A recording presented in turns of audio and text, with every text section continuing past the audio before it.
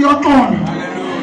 Ngoku unyuka nabo uyabanika umthetho phezu kwentaba esinayo entabeni, wanyuka nabo entabeni. Uthi wathi kubo, wathi mamelana apha manje uzawuthetha uYehova. Uthi mna ndinguYehova uThixo wakho owakukhupha elizweni laseYiputa ezandleni ubakhumbuza apho abavela khona. Uthi yabona ke nize ningabi nathixo baphi ngaphandle kwam. Sithe namhlanje imeseji ithi makukhonzwe uThixo oyedwa, because umlamli phakathi koThixo nabantu ngumntu uYesu Kristu, lowo wazinikelayo uze abe yintlawulelo yobomi bethu sonke, uYesu Kristu kuphela. Uyabona, tuthi susani bonke Thixo, noma ngoThixo abaphathi kwamanzi, noma ngoThixo amabhabha ezibhakabhakeni, zonke zonto ningazinquli, ngoba mna Yehova mna Thixo ndinguThixo onegwele.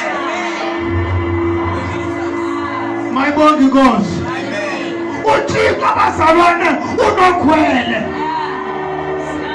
You. Hallelujah.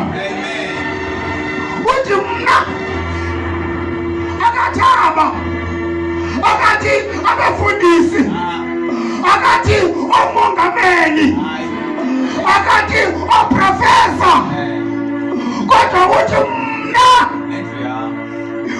mna ndinguYehova, ngulona owakhuphayo elizweni lokonakala. Manje ungabi nathixo bambi ngaphandle kwam.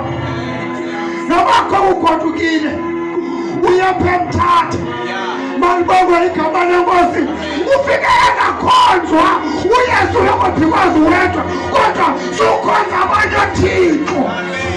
Bayeke bakhonza Thixo babo, kodwa utawami uThixo ndiyamazi, futhi uhleli futhi uyaphila, futhi zakhonza yena yedwa, zakhonza ndingenapanda, zakhonza ndingenamfundisi, umongameli angekho phambi kwam, kodwa ngizamkhonza yena yedwa. Inkatha zabantu mfundisi wami bayakhukuliseka, bathanda into ezihamba nesininzi. Makwegama lenkosi, bathanda izinto zabantu, bathanda into ezinconywayo, bathanda into ezibukwayo. Makwegama lenkosi, kodwa namhlanje kuthiwa moyikeni uThixo, nimkhonze ngokugqibelele, umkhonze finish. Ugqibelele kuye, ungenzi ngathi, ungakwalabhisi, umkhonze ngenyani, ungaxoki ngaye, ungabonisi thina. Haleluya.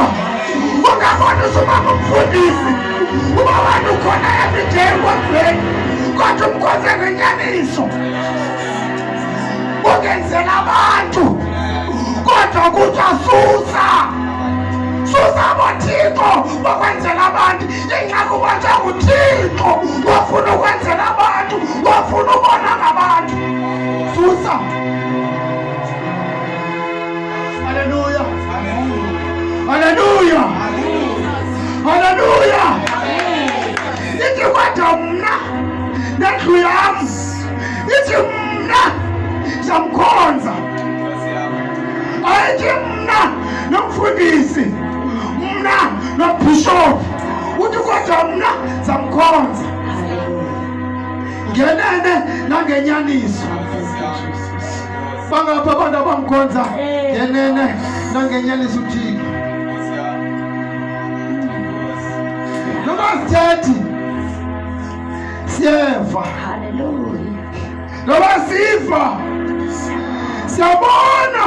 Nkosi, Mali bayegama lenkosi, noma sithule kodwa umoya sikelela. Mali bayegama lenkosi, noma sithethi thina uma uyasebenza abakufakani kodwa uma uyeva noma uyazikhatha kodwa uma uyakufa. Haleluya. Mayibona inkosi yoxolo. Makabonge uYesu anamandla. Susana abathixo ababinsebenza kaThixo. Susana abathixo bokuzenza into engeyiyo. Susa Susana loThixo bafuna ubonwa. Ufuna ukonga thina ababona ngabantu. Susa kuba mnye qha mnye ifuna eBhayibhile ngakho.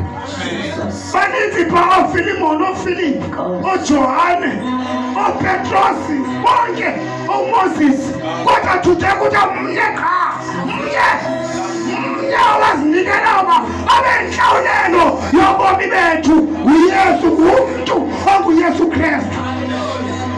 Zale baqonde wabona uThixo uba aba bantu aba bafuna into ebonakalayo. Zangaxakwe malibona igama lenkosi uba uYesu akazange amphokoza ngoba ufuna mabenze bazombona. Wamenza azalwe phambi kwabo. Wonyula intombi wazalwa intombi abayaziyo ukuze because abaningi today abantu bafuna bafuna ubona into ezibonakalayo. Wazalwa intombi wakhula wanyiswa bembona. Haleluya.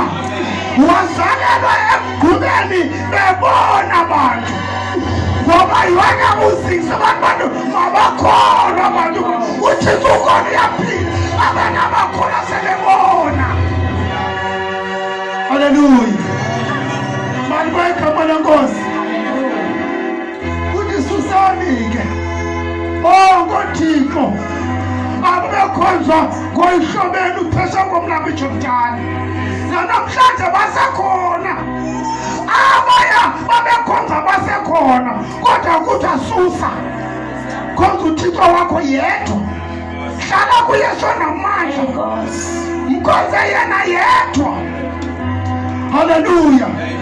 Mkhonze yena yedwa ngoba mnye qha owajula ezansi azaba umhlawuleli wempilo zethu. Wena ndicelwayo nguThixo inye qhaba sijonge qha kuye siyeke zonke enye into ezi. Even intlungu yakho iyekele kuye ngoba ukhona yena uthembekile.